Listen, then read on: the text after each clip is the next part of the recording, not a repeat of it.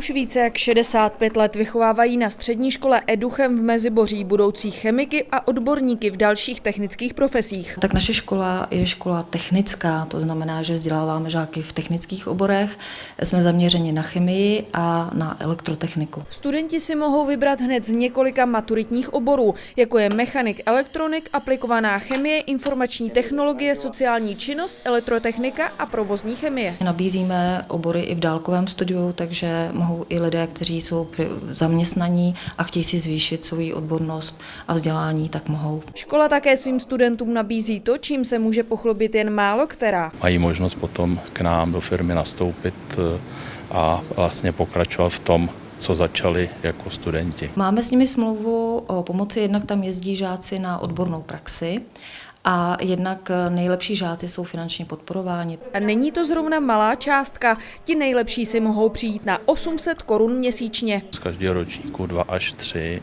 sponzorujeme s ohledem na to, jak od nás budou zaměstnanci odcházet do důchodu, tak aby jsme my společně s Educhem dokázali v předstihu vlastně nechat vystudovat budoucí potenciální operátory. Příprava na budoucí práci je opravdu důkladná. Studenti se jí věnují už od 3. ročníku. Dělají ucelený, řeknu, 14denní nebo 7denní pracovní cyklus, kdy teda získávají zkušenosti, mají připravené osnovy, co se mají naučit, co mají získat v té praxi a potom dělají na závěr závěrečnou práci. Motivaci pracovat přímo v české rafinérské mají velikou. Když k nám nastoupí, tak samozřejmě u nás ve firmě je nadstandardní platové hodnocení. Nástupní plat včetně příplatku za směny je asi 16 750 korun.